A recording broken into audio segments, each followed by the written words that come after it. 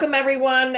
For those of you that just have gotten on in the last few minutes, I'd like to, really connect with you on social media, and our handle is in the chat box as well. But please let us know what you're doing. Give us your handles so we can go ahead and share things with what's going on in our world, and you can do the same with what's going on in your life, since we're not, in the dentistry world as we'd like to be. Before we get going, I'd like to share with you a little bit about why, I find it's important to really title this series Reopening Resources for You Before You Open Your Doors. There's been lots of webinars going on, and we're really honored to be able to host some dynamic speakers and feel very proud to be associated with them.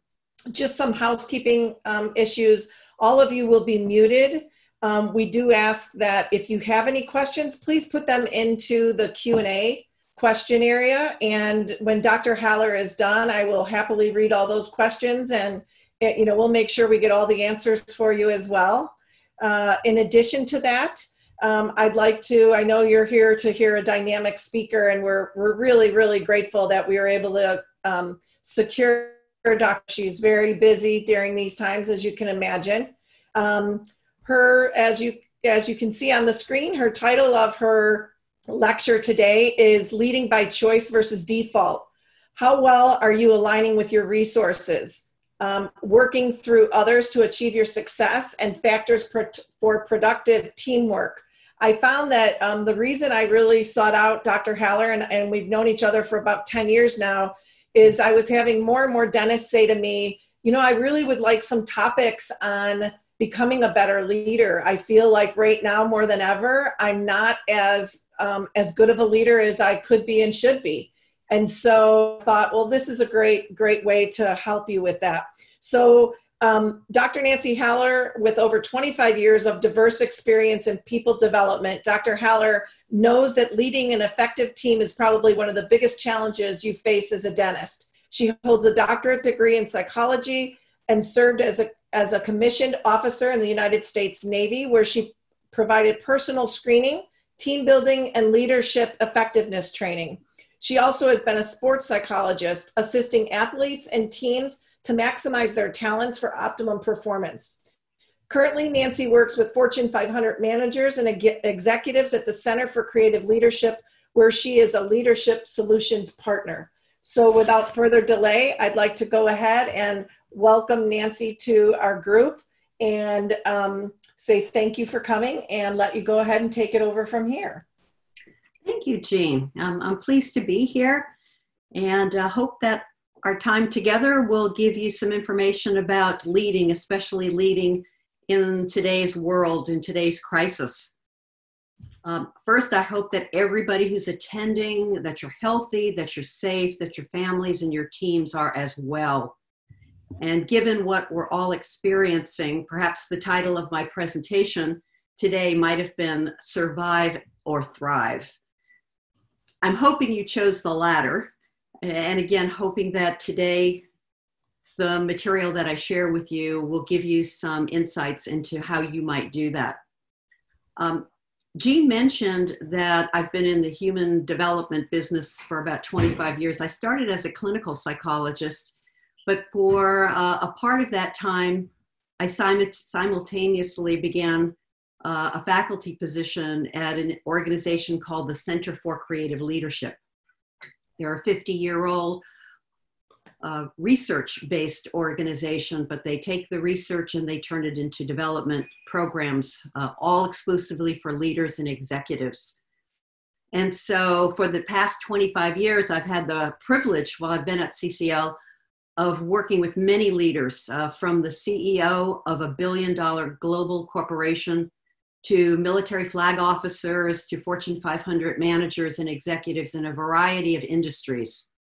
And although your work arena is different from theirs, your challenges are remarkably similar. So I want to share those with you. Everyone is experiencing a time of unprecedented disruption, and leading a team of people has always been hard work. But now more than ever, we need strong and effective leadership.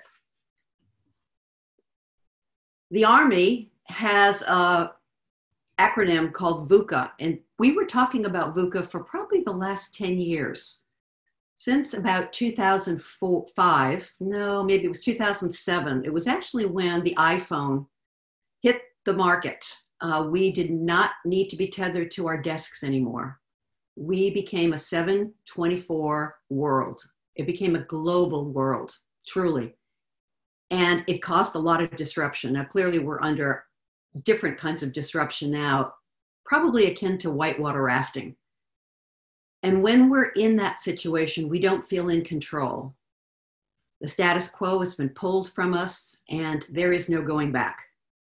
So VUCA is got new meaning now, and it will be the way of the future. Things are not crystal clear. They will be unpredictable. They're complex. Nobody knows the answers. And more you'll find yourself in situations that are ambiguous, that I've never done this before, or this is different from the last time.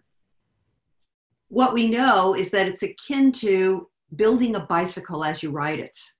That's really what the new world of leadership is going to be about.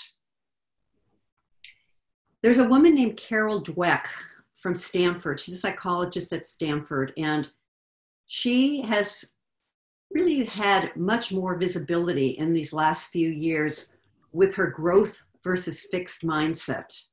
It's about what we call learning agility, taking what you already know and applying it to make sense of a situation that seems so ambiguous to you. The difference between a growth mindset and a fixed mindset has to do with curiosity, your willingness to admit you don't know anything and to really be comfortable with that is the opportunity for you to learn. It's not that your intelligence is fixed, it's that hopefully we're all learning and that the best leaders are lifelong learners. So what do you need to learn and how can you go about learning that? What we know is that it means stepping outside your comfort zone. And one of the things that we have sometimes said is if you're going to lead people, there's no comfort zone. And there's also no growth in the comfort zone. So I'd like you to think about disruption from a new perspective. It's a mindset shift, and that disruption is an opportunity to change.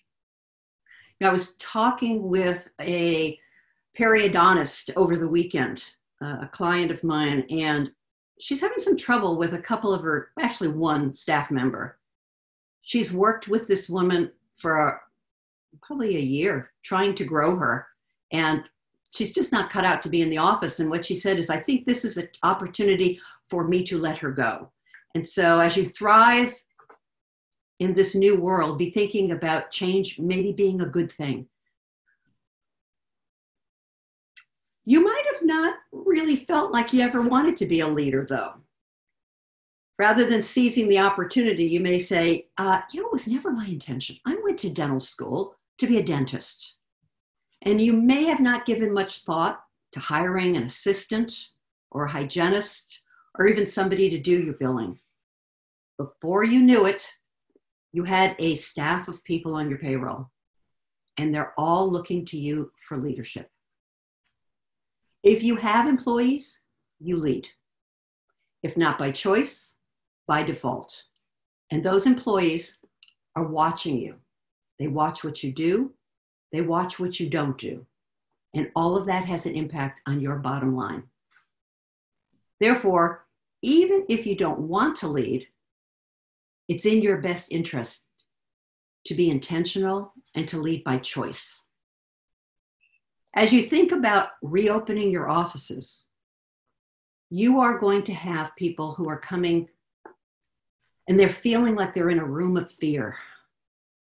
Your staff, your patients, and they want you to lead them into a room called safe. And that is going to be your ultimate goal, is how can you help ease that fear and bring calm into your office. Grace Murray Hopper was a rear admiral in the Navy. She's actually an American scientist. She was one of the first programmers in the Harvard Mark I computer, the pioneer of computer programming. And she said, you manage things and you lead people. There's sometimes been some confusion about what's the difference between being a manager and being a leader.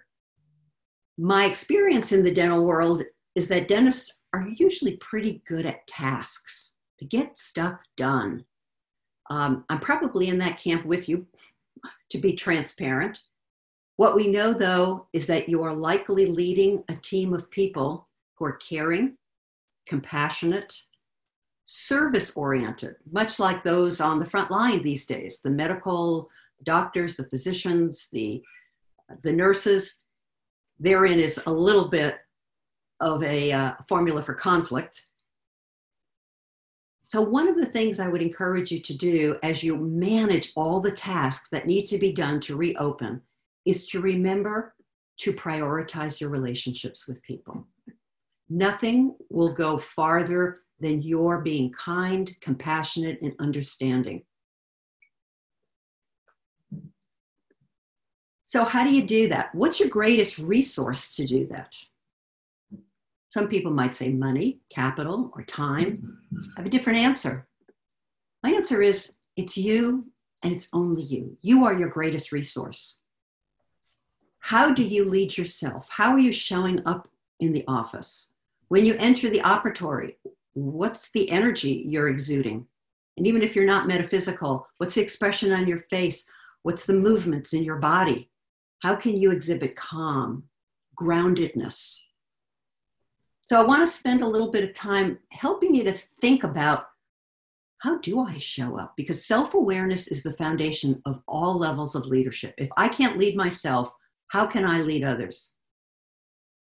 Do other people see you the way you see yourself? Is your intention matching the impact you're having? Or, as in this slide, you may have seen this, it's been around the internet for a while, you may be thinking that your impact is far different than what you mean. How are you going to find that out? Well, the first is some self-reflection. We won't have time to do this all today, but I hope that you set aside some time in your schedule to really do some reflection. Time when you can be calm, maybe you're out with nature or you're relaxed. I'd like you to be thinking about your zone, your leadership zone. What zone are you in? And always the first is, where are your strengths? When you are at your best, what is it that's contributing? Is it a good night's sleep? Is it that you felt very successful with a complex procedure? Did you hear some good news about something in the future? Whatever it is, what are you doing when you're at your best? How are you showing up? What would other people be seeing when you're at the top of your game? Spend some time on that. And then turn that page to the other side. When you're at your worst, what are people seeing? And what's contributing to that? How is it that you are in that red zone, the zone where maybe it's the evil twin? You don't like being there. It's usually a time when people are pretty drained. And then, in thinking about what zone you're in, what are those warning signals or triggers? This is really important. What we know about effective leadership is the most successful leaders, i.e. effective leaders, are those who not only continue to learn, but they also are able to pay attention to what they're experiencing, and they do reflection. Whether that's, maybe you do this on a walk, maybe you do this in a dialogue with somebody who knows you well. Maybe you are courageous enough that you're willing to ask people, what do you see that you think is my best side? What do you see when it's my worst side? And then how is that matching up with what your intention is? That takes a lot of work, and so the balance factor has to come in. We can do almost anything within reality. We are very versatile creatures. We just happen to get into our little comfort zone and we think that's the be all end all. But in truth, we can stretch, we can grow. To do that, though, requires energy. And so resiliency has become a huge topic of interest. People are, I read something about one of the most sought after topics on Google is mindfulness and meditation. And that's really under this realm of mental resiliency. These are artificially compartmentalized, but really they have a lot of overlap. One of my favorites, I guess they're all my favorites, but I think my personal is mental. We are the only living creatures on the planet that can think about what we're thinking about. Think about that. We can be aware of our cognitions, and our thoughts are previews of coming attractions, or they're ruminations about things over which we have no control any longer because that ship has sailed. And so what are your thoughts doing to you? Are they buoying you up? Are they tearing you down? Are you being compassionate to yourself and to others? My experience is if you're not compassionate to yourself, you're not doing it with others. If that mental framework and that mindset isn't well taken care of, problems in decision-making, judgment, reactivity. Certainly, you know a lot about the physical components of resiliency. Are you taking care of your physicality? Are you eating well? Are you giving yourself enough opportunity to recover from a difficult procedure?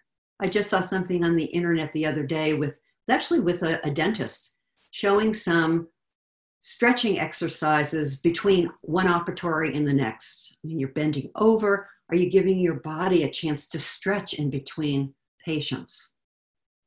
Are you working out in some way, shape, or form? Are you taking care of the body?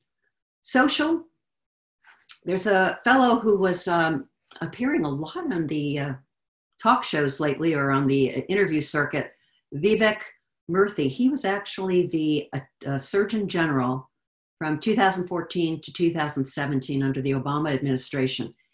And as you might know, every Surgeon General has a platform or something they really believe in. And Dr. Murthy's was loneliness. He said, we have an epidemic of loneliness. And this was way before we were quarantined, obviously. We are social animals. Part of resiliency is reaching out to your support network, whether that might be a colleague, a peer, a family member, a rabbi, a minister, somebody in your community, a friend. The old Barbara Streisand song was people who need people are the luckiest people in the world. And I obviously dated myself on that one, but we all do need people to different degrees. Are you tapping into that need to get some social resiliency? And then spiritual doesn't necessarily mean religious, although for those of you who might be inclined, faith can be a very strong resiliency modality. Spirituality is about the whole of your life, the meaning of your life. Why are you on this planet? What's your purpose? What are you here to achieve? We're going to talk about purpose and core values a little bit later in my presentation. So these are 4 of the many ways of providing resiliency to balance when you need to stretch outside your comfort zone. And one that also is frequently ignored is the importance of sleep. If you're not getting 7.5 to 9 hours of sleep a night, I would really challenge you to think about how you can expand that, not by huge amounts, but even if you can go to sleep 30 minutes earlier, get 30 minutes more sleep. It's phenomenal what the neuroscience field is teaching us about the power of sleep and what happens when we sleep. We order our brain. Things that are happening to us during the day need that time to be filed and for us to really process them. And we know that when people are sleep deprived, a whole myriad of problems ensue. And frequently, one of them is you will go back into your red zone. It is not boding well for you staying at your best and showing up at your best. Being able to pause. rather than being reactive. And again, if your resiliency is very low, if you have not fueled your tank and filled up all that energy that you're expending, just taking a pause, just sitting down and thinking about it. And by the way, humor is now considered a leadership competency. This week, in fact, I am in a 7-day challenge with the Stanford School of Business, Stanford University. They have found through all their research that the more people can laugh appropriately, to have fun, to have levity, that really does enable people to problem solve faster, more effectively. People like being together more. And some research shows that when we laugh together, not laugh at each other, but laugh together, we actually produce oxytocin, which is a bonding chemical.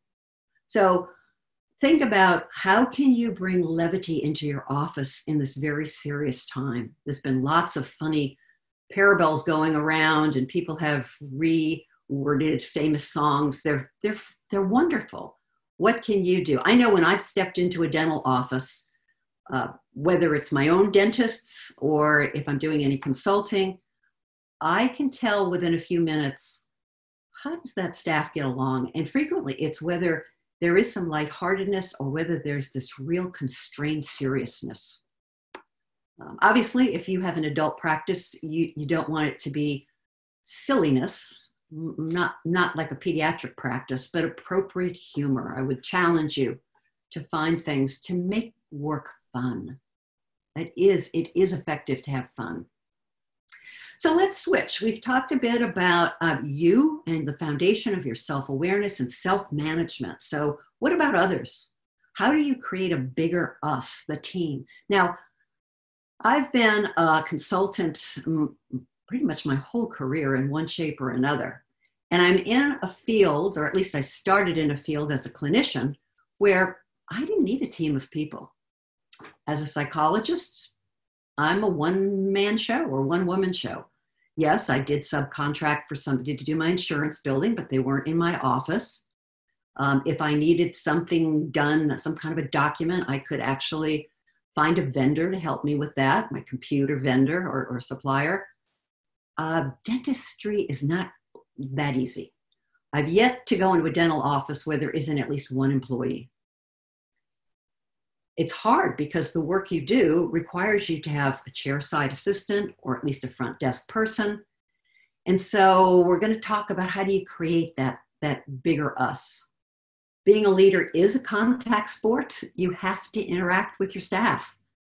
I think there's a sense that dentists, especially those who have introverted preferences, can do really well with their patients.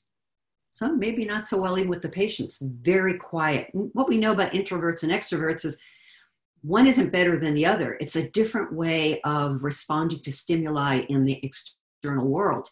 Introverts need some time to think about it and to process it. Extroverts think out loud. So one of the worst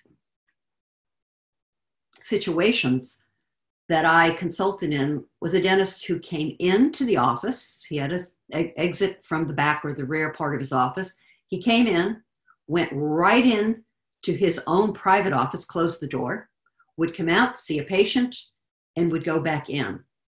The staff rarely saw him other than when they were chairside or if he were walking in the hallway. As you might imagine, things were not going well in that office.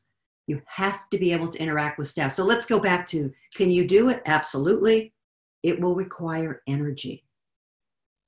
And by the way, those of you, and I have worked in those offices where the dental leader is very extroverted, fun, lively, sometimes almost too much so. So it's how do you find that sweet spot where the interaction is just enough? You are the CEO of your practice, and you need to get into the mindset of that authority. And authority is not a bad thing. Authority is being a parent. Authority is giving direction. Authority is creating that calm demeanor. And authority is about influence. How do you move something forward? And you do that My guess is you do it more with patients, perhaps, than you think about doing it with your staff. At least that's been a bit of my experience.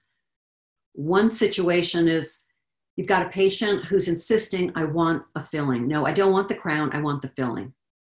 And in your expertise, you know that that filling is going to fall apart in 6 months or less. And she'll be back or he'll be back for the crown. How do you use your authority, your expertise to move that patient to a different mindset? That you're just wasting your money. You may not say it that way, but that this is what's going to happen. That's the kind of authority. You can be very diplomatic. You can be very kind.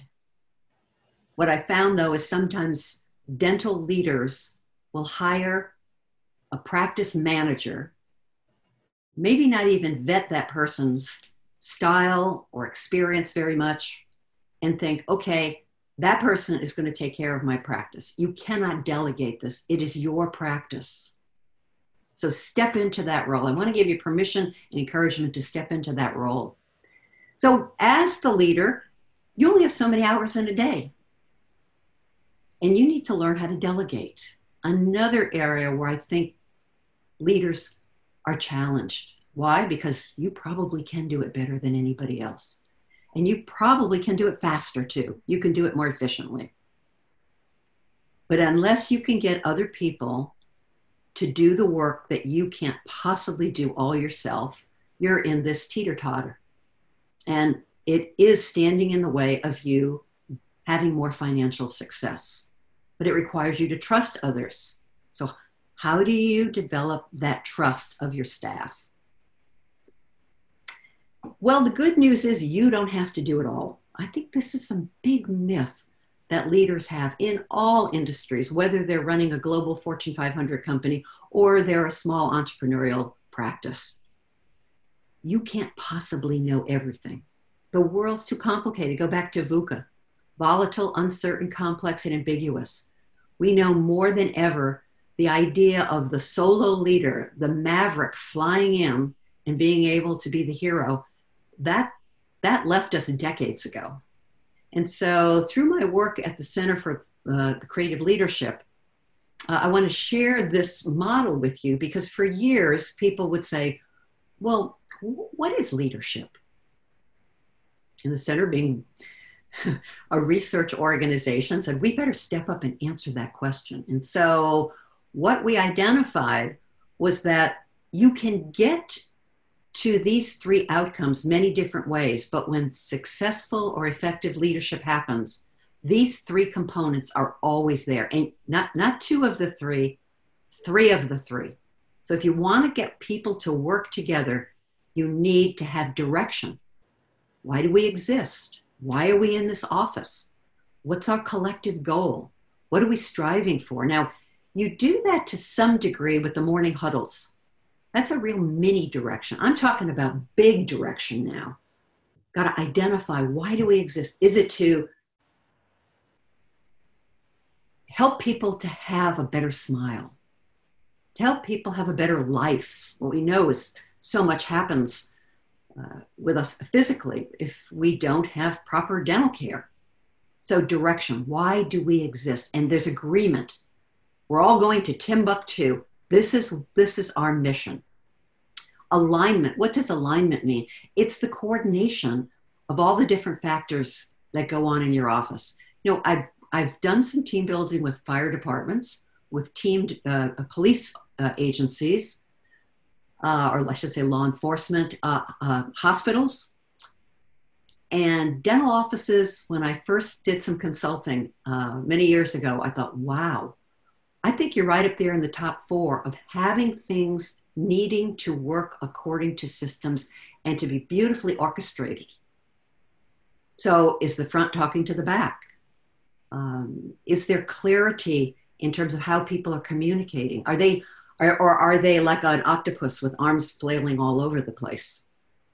And then the third component of effective leadership outcomes is commitment, that people are willing to do it not only for themselves, but for the greater good. And here's a very curious dynamic about human behavior.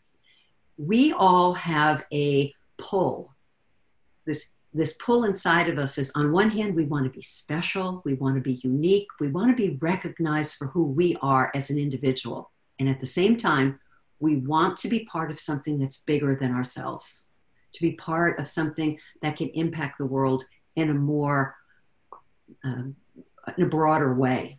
So how do you get people not just to come to work because they get a paycheck or there's something in it for them, but that they can rise above that and simultaneously pay attention to the team and to the practice and do what's good. So these are the 3 outcomes.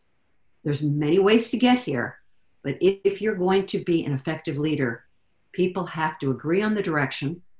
They have to be aligned, so they're all rowing together, and that they're committed and sustained.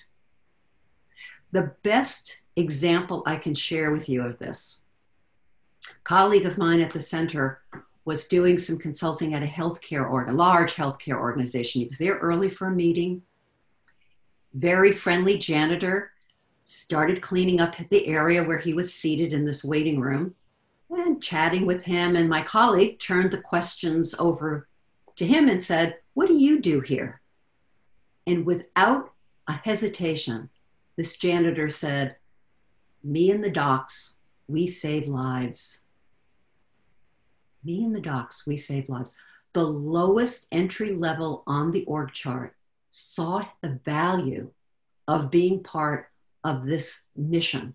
He was aligned with it. He saw the necessity. And this is, again, before all these sanitation processes were in place now. So I always share that as an example of that's what you want your people to be able to do and say. Why are they there? What do they do there? So let's talk a little bit about that. You don't have to know it all because you can't know it all. So if you feel like I'm floundering, gosh, I've never been here before, well, welcome to the club. That's where we all are now. And so be kind, be gentle to yourself. Do some compassion counseling with yourself. So you will need to do another little reflection exercise. What are your values? What's your mission? What's your vision? Those are big concepts. And so this may not come very quickly. And if it doesn't, that's pretty normal. It may be a process of you identifying if you haven't already. If you already have a mission statement, I hope it's more than just a plaque on the front wall of your office. I hope it's something that you live, that you breathe, that your staff also embellish, that they show it in the ways that they act towards you, toward your patients, toward one another. One of the ways that you can start to dive into this idea about, well, what is my purpose? The Japanese call it ikigai. Ikigai is how it's pronounced, right there in the middle of the screen. What are you good at? What do you love? What does the world need? What can you be paid for? And you can see if you only have 2 out of the 4, there's something that's not quite right. So if you're good at dentistry and you're paid for it, yeah, you may be comfortable, but maybe there's a sense something's missing from your life. It doesn't feel rich enough. Or if you're good at something and you're doing what you love, you might feel satisfied, but once again, are you very useful? Might be a little self-serving. You can figure the others out. The issue is you want to identify that sweet spot where these all come together.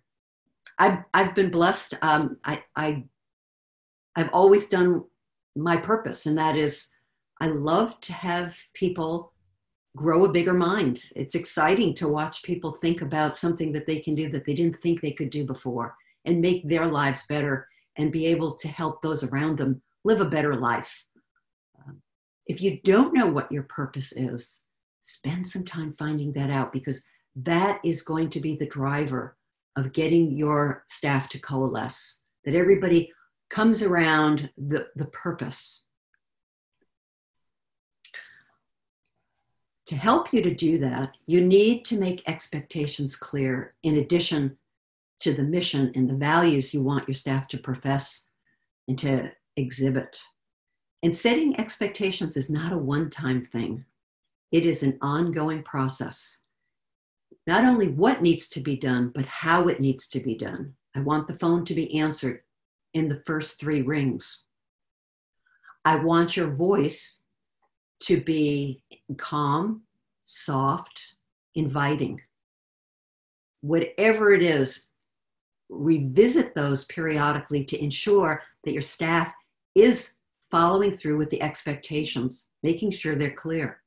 It reminds me of a story. You may have heard this. It's actually kind of a joke, but I tell this story because I think it really happens. I think it's really true.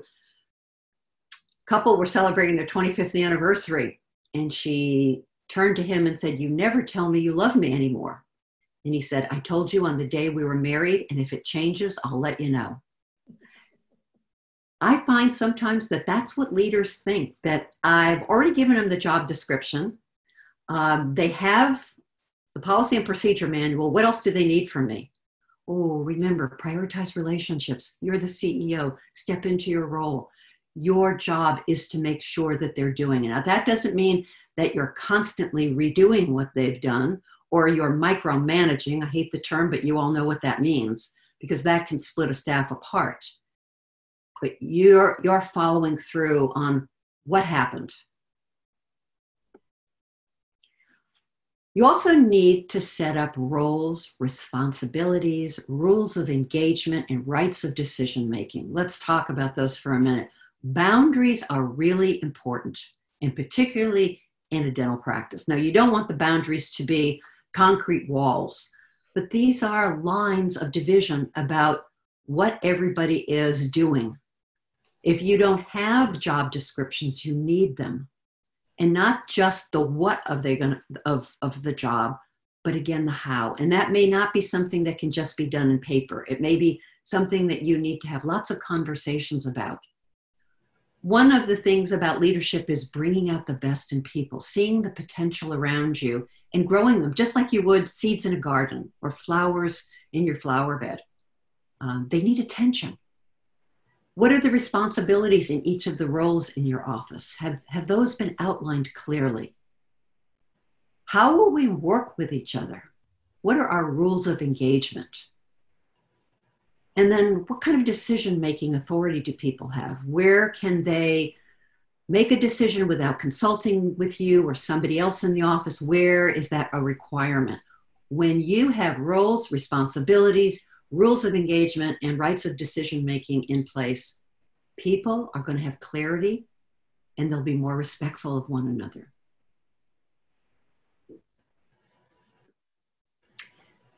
Emotional leadership matters. So if you're very task-oriented, this is going to be a stretch and you can do it. Remember to practice resiliency. If you want to lead people somewhere new, you have to start with where they are. If you've got children, maybe they're just starting reading, you don't show them a book on Shakespeare. You meet them where they are. We used to have a rule called the golden rule. Do unto others as you would have others do unto you.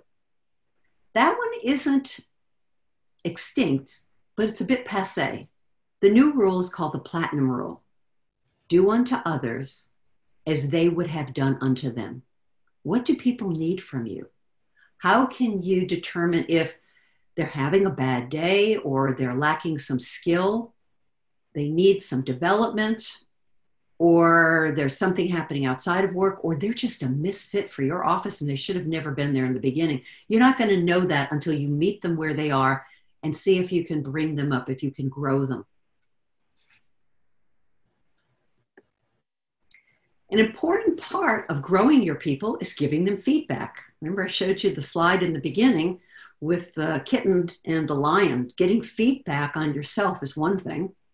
Giving feedback is another, and that is to create that awareness in your employee about how what they're doing is impacting you, the team, your patients, or the practice. And this is, again, an ongoing process. You're creating a learning organization. We're learning together. And I can't help but tell you that when people feel they're deeply valued and that they're contributing to something, extraordinary things can happen. It requires you, though, to hold the mirror up to them. And so you have to be courageous. How do you do that? Well, think about how do you build them up, because effective feedback doesn't criticize.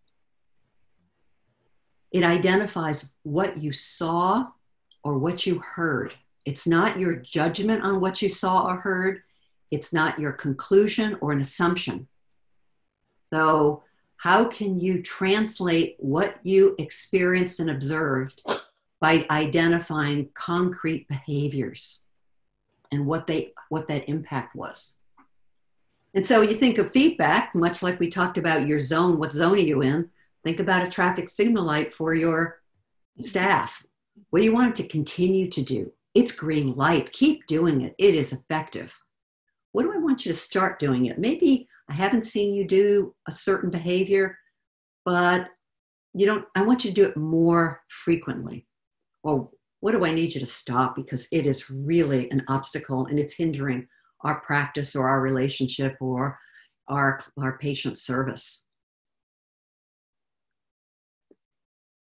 Do people want feedback? Absolutely. Now, I've heard over, especially the last several years, about folks, I'll say, complaining about millennials. The fact is, millennials are really no different than other generations. They grew up in a time that allowed them immediacy and immediate gratification. But this came out of the Harvard Business Review a couple of years ago. And what you can see from here is how frequently people want feedback. And of course, millennials being in the blue, they want it more often. They want it weekly, a little bit daily, weekly, monthly. But when we get to the quarterly, look what happens. The non-millennials, the other generations, they expect to have some kind of feedback. And look at the last column to the right, annually. If you were doing annual performance reviews, I beg you to give that up. It is not effective to tell somebody in December that they did something in January. In fact, it's insulting and disrespectful. And it becomes a miserable task for you to do. So think about, again, that learning organization. How can you give feedback more regularly? One of the ways that you can do that is catch people doing things right. Now, I know you're not all skeptics. My experience, though, over the years is that people who are in science professions like dentistry tend to have a bit of skepticism. And so that sense of, can I really trust my staff? Are they really doing it right? Let's face it, you're sometimes called a cash business and you collect money from people. And I know there are things like embezzlement. There are a lot of factors that play into that sense of skepticism. But if you can focus instead on catching people when they do things that are aligned with your expectations, more than just saying good job, though, you're missing an opportunity. Because good job, you were very helpful today. You provided a great summary of the insurance claims that came in today. That's all fine. But if you can maximize that by helping them see the connection between what they're doing and how it impacts the team, the patient, the practice, link their behavior to your mission. That's when you can really leverage catching people doing things right. I want to go back, though, and just explain something about the focusing on behaviors, not on your conclusions of the behaviors. So you wanted Sally to call the insurance company to question why the claim was denied. And it's the end of the day. And you ask Sally, did you do that? And you find out, no, I didn't. Sometimes our mental model, because we think at the speed of light, is we very quickly jump into a conclusion, she's lazy. As opposed to having a conversation about, well, what happened? What got in the way? So watch that tendency you have to jump to the bottom line, that you have a conclusion of why that happened. And again, in this time of uncertainty, more than ever, we want to have certainty. Be careful that you're not assuming things about people that you don't know. In fact, The most important thing that you can ask yourself is, what do I not know that I don't know? What do I not know that I don't know? Because there are big holes or gaps in the way we live our lives because of the complexity and speed at which things happen. Advocacy versus inquiry, two different ways of leading, and you need to do both, but you need to do them for different times and for different reasons. And so you might even ask yourself, what's your ratio in conversations with your staff? You need to be a telling leader if you're onboarding a new employee, if someone lacks skill, if they have a performance deficiency. Otherwise, move yourself into the inquiry column. Start being more collaborative. Ask questions. Seek people's opinions. Share, with staff meetings, share things with one another, even share the leadership of the staff meeting. That's when you're going to get the maximum buy-in. So as we close out, I want to leave a little time for questions. One of my favorite motivational speakers, Zig Ziglar, had this saying that if you want to reach the reaching, you must first reach the reaching in your own mind to achieve at that goal. We know motivational speakers can be very energizing, but it takes more than just visualizing. It means you have to rehearse your future and then really practice one or two things every day.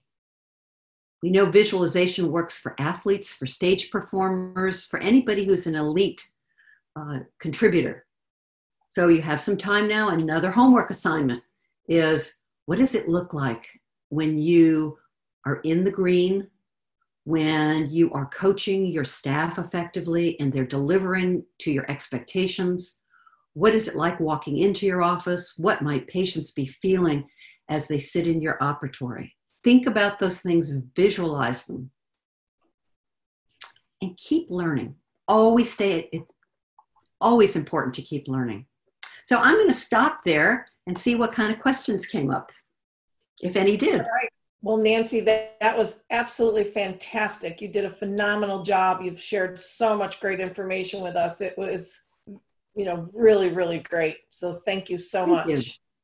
Okay, one question that we have is, what advice when you have a partner dentist that doesn't have the same vision?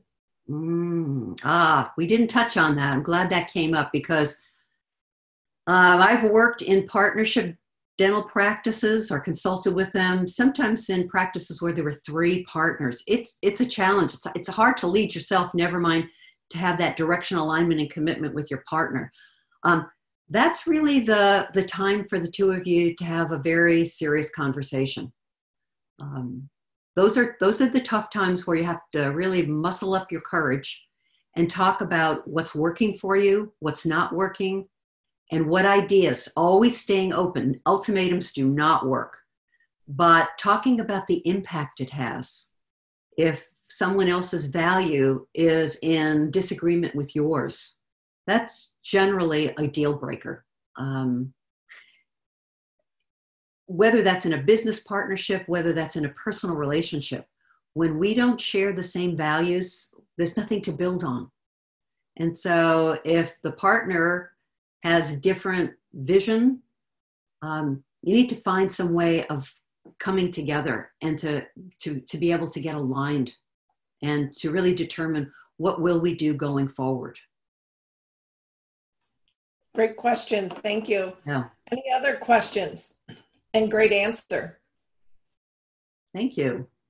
Any other questions? We have a great opportunity here with someone that has a tremendous amount of experience and can definitely help you. So if you have any additional questions, please feel free to put them in the Q&A. I'll happily read them off. I'll share something since I wanted to share this because I wanted to end on a good note. 2 weeks ago, when I was really in the thick of this quarantine and feeling a bit stressed, I went for a walk that morning, and in my neighborhood, there was this rock that was right there, sitting right off the sidewalk. Somebody had painted it and left it there. And I was just so pleased. It said, "Be happy." I don't know if you can see it in the photo. There was a big yellow smile. When I got home that same morning, I went onto the computer and I was about to delete what I thought was a spam email. And instead, I caught a couple of the words, and these were the words that were sent to me that same morning by somebody I didn't know. Because of the experience you're facing now, you will be stronger. Because of this experience, you will be able to handle much more in your life with ease. You will not be so easily frightened. You will appreciate the smallest and the simplest things in life. You will cherish your freedom. You will cherish your friends and your family even more. You will find that the things that used to bother you don't seem to bother you as much anymore. And you will know that you overcame a huge challenge that was thrown at you and you were triumphant over it. Perhaps you will finally see that you are far greater than you ever knew. So enjoy the little things. It's part of the resiliency of being an effective leader, of stopping and realizing how fortunate we are to be in the country we're living in and to have the blessings that we do. So I hope you all stay safe, stay healthy, physically and psychologically. And if I can be of any assistance, if a question should come up later, you will have my LinkedIn connection as well as my direct email and my cell phone number. Be happy to chat with you. Okay, we've got a couple of more questions that popped up and comments. One was, thank you for sharing that. They loved it. Also, how would I remove fear of my employee coming back to work in COVID-19? How would I remove fear of my employee coming back to work in COVID-19? Meaning the employee is fearful. I think that's what he or she means. I think, yeah, that's what I think that's how it was worded a little differently, but I believe what the question really is how do I help my employee not be fearful about coming back to work with COVID-19? Yeah, it's a great question. And it's, my first response is you can't be responsible for their emotions. What you can do is to talk with them. Remember, prioritize relationships. What are you most afraid of? Ask a lot of open-ended questions. Stay with the open-ended questions until you can exhaust the person. I don't mean that literally, but until no more could be answered. That whole notion of what can you find out what they're afraid of, and then to provide any kind of reassurance, realistic reassurance that you're going to try to eliminate the things that they're afraid of or reduce them.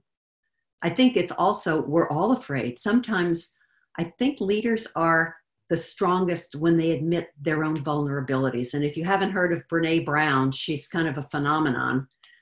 She's kind of a cult hero now because she began talking about vulnerability years ago. And when we're willing to say, I don't know, and I'm afraid too, in an appropriate way, that provides a lot of reassurance to people that I'm not in this alone. Now, it depends. You've got to judge the person and what that person's makeup is like and what you know and have experienced with them before. But sometimes saying, I'm afraid too, and we'll get through it together can be very comforting. Okay, how would I assure patients to schedule appointments are safe when we are allowed to open? Yeah, that is a $64,000 question. I know there are lots of guidelines coming out. There'll probably be more. I don't know, depending on what state you're in, when you're going to be allowed to open. Reassuring patients perhaps with a letter. You want to reconnect with them. Sure, the idea of saying, hope you've been healthy and your families are well, and we're going to be accepting appointments again, and here's what we've done. I know the last open program, the face-to-face program that I did at the Center for Creative Leadership was the week of March 9th, and then we went on quarantine. And we weren't sure that people were going to show up for the program. And so we did send out and then provided on the first day of the training all the things we were doing to make our environment as virus safe as possible. And so I would encourage you to think about how can you let your patients know that in advance. Yes, and also on that, Jean St. Louis Consulting has a COVID-19 toolkit. In that toolkit, if you were not able to make my seminar on sterilization and really helping you with opening. Yes, many of the guidelines are not there yet, but we do know there are some things that we could be doing. And there's a CDC checklist that I've customized, and that is on, I've just posted onto the Q&A, the site. It'll be www.geneconsulting.com/resources, and you'll click on COVID toolkit. And that in that toolkit, we have letters, and in the CDC guidelines, there's a letter to the patient that we recommend that you send, along with a plethora of really some good, valuable tools. So please be my guest and help yourself to that. There's no charge or anything like that.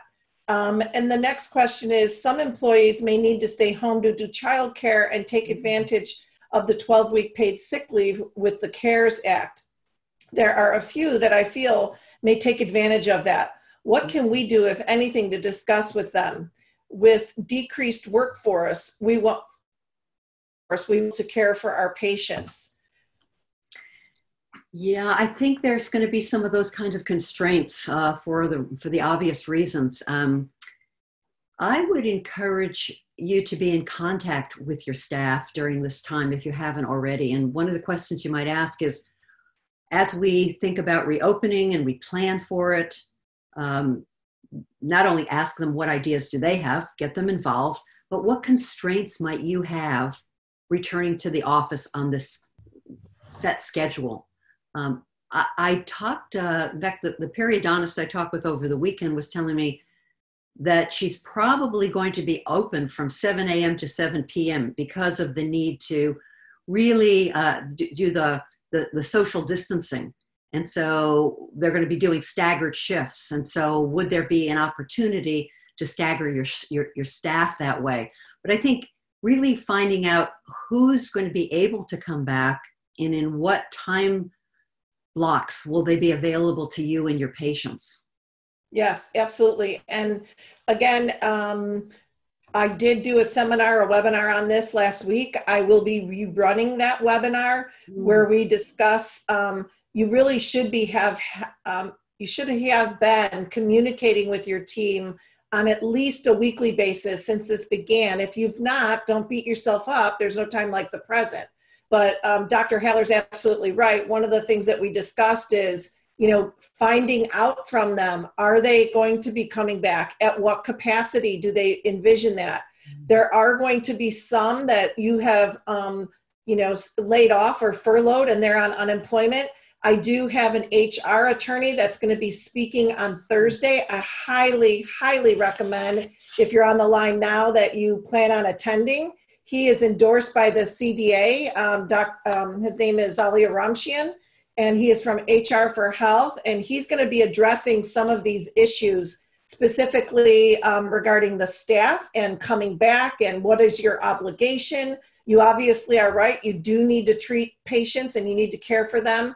I do know that if the employee is not involved in the CARES Act with the 12-week sick leave, that once you are open for and you say, hey, we're ready to go back to work, as you're aware, many of you have accepted the PPP. And so with that, you also only have 8 weeks to pay those employees when they come back to use that money if it is going to be forgivable. But either way, I know that once you open, and again, you're having conversations, none of us want to lose staff, but if you're having conversations with staff and there's no circumstance that would cause them to not come back, I believe in what you are going to hear on Thursday is what is your legal right as an employer, so that you are not in a situation that can get yourself in trouble. But I can tell you that if you are offering your employee who you have laid off full-time employment to come back and they are denying or saying, I don't want it, then you do have more of a legal right than you probably think. But I would urge you to join in on Thursdays as well. That is going to be a great session. So I hope that helped you with that. Next question is, do you see time as being optimal for hiring new staff? Is it better to wait until the office reopens? Is there, in this case, there are good candidates that have not been hired back. So the reality of it is, I can answer this. Nancy, feel free to chime in. I've had quite a few of my clients that have placed ads we are getting inundated with a lot of resumes. And in the ad, we are saying, you know, when we reopen. So it's not like we're open now, come and hire and we'll take you in. It's, you know, when we reopen, we are looking for, and then we go into the description and recommendations of what we're looking for. So I don't think this is a bad time if you know that you do need to be hiring staff. I think it's probably a good time. Get the interviewing out of the way with Zoom, doing any testing that you want to do prior to them coming. I think it's absolutely a good time. So I hope that answered your question. Next week, we also are going to be, one of the days will be, we are getting the schedule together, but one of the days we're going to be going over how to properly schedule patients. If you are a solo dentist with 2 hygienists, if you're a solo dentist with 1 hygienist, if you're a multi-practice with, you know, 2 doctors and 4 hygienists, we're going to be sharing templates of what that would look like. We're going to be guiding you on how to specifically schedule what makes sense. We all know that we don't want to put anyone in harm's way, and we want to do this in the proper manner. And right now, this most states have a recommendation that you only treat emergency patients. We obviously are finding that most of the dentists out there are following that recommendation. However, you know, they are going to be opening that up. At some point, you are going to be able to see patients other than emergency patients. And at that time, you are going to want to make sure that you have gone through the training with your staff as to what is the new world in your office going to look like? And that training is not going to take a half a day. I have doctors that have begun that training this week with their teams. So I would urge you to hop on some of the webinars next week as well, and we'll gladly send them out to you if you're on our list. So next question, do you recommend any specific books to read on leadership from among all that are out there? Yes, 2 of my favorites. One is called Primal Leadership. It's not a new book, but it's one of my favorite. Primal Leadership by Daniel Goleman, Goleman. He really introduced emotional intelligence to the business world, probably 25 years ago. And I really think that Primal Leadership talks about self-awareness, self-management, social awareness, and relationship management. So a lot of what I started today's presentation about. The other one that is my favorite, among my favorites, is called The Power of Full Engagement. And I believe that's by Jim Lohr or Tony Schwartz, one of the 2. Both of them were sports psychologists. And what their premise is don't manage your time, manage your energy. So it goes back to the idea about when you're at your best, when you're in the green, when you're at your worst. It has to do with energy. And so those are 2 off the top of my head that I think are probably in my top 10. Great, thank you. I have a question in the chat, and that is it the same time next Thursday? So let's be clear, we're in this week, Wednesday, Thursday, and Friday of this week, every day at 1 o'clock, we will have webinars. It is this Thursday that we will be having the HR Certain Measures for Uncertain Times, a guide to reopening after COVID-19. That will be this Thursday. Tomorrow we will have COVID-19 and the real estate impact, that being with your leases and how do you handle your leases in this current market, and what should you do if you can't pay your lease and that type of thing. And that will be tomorrow. And then Friday we have a great, excellent presenter as well, and that will be on social media and what you should be paying attention to on your social media accounts during this time. So hopefully you've signed up already and you'll be getting those invites. And if not, you can always look on our site for that. Next question is, what is your daily practice for maintaining psychological well-being? Ooh, put me on the spot. I've actually had to develop one because I must admit that first week was so jarring. And I have been an independent consultant for a number of years. It's just that I've been full-time at CCL for about the last 5, but I'd get up and I'd find that sometimes it was 4 o'clock and I had not even changed out of my pajamas. So morning routine is as if I'm going to go to work. I find that that really helps me. So I'll get up, I read the paper, have my coffee, but then take a shower, get dressed. Now I'm not putting on the clothes I would normally put on. I do put on jeans and a sweater. Sometimes I'll even put on makeup. Obviously I haven't gone to the hairdresser for a while, but trying to maintain some semblance of sanity. I try to walk every day. I try to do some stretching and yoga every day. As much as possible, make it normal. Okay, great. And let's see, can you please repeat the link for the COVID-19 toolkit? Absolutely. I've posted it in the questions and answers, and I've also posted it in the chat, but let me do it one more time. It's www.Jean St. Louis Consulting, that's GENESTLOUIS, consulting, all one word, .com, /resources. And the COVID-19 toolkit is there. I also, Doctor, you had mentioned about vision and mission, and I've also created a document on how to write your own vision. And now's the time to really either revisit your vision if you haven't, if you have one already, or to really create one if you've not had one, and share it with your team. And that would be the start of those team meetings, is to say, hey, I've had time to reflect and I want to share with you my vision, and I hope you all understand where I'm coming from and whatnot. So yeah.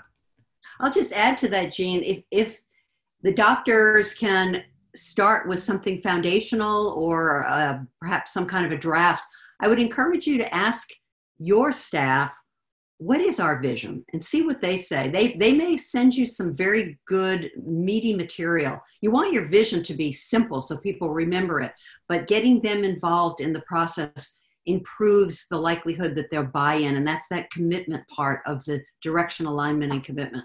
Absolutely. Well, I think we've answered all the questions and in the chats as well. So thank you so much, Dr. Haller. Greatly appreciate it. You did a phenomenal job. I'm absolutely certain if any of you want to connect with Dr. Haller, there's her information on the screen. I know that you were, for those that attended, I had a couple of texts from people saying I ran late with my emergency patients. Have you recorded it? And I did record it. So I'm grateful for that. And we'll definitely be sharing your gift with everyone that asked. So thank you so much. Thank you, Jean. It's been a pleasure. And again, to everyone listening, stay healthy, be well, stay happy, show compassion to yourself and others. Thank you.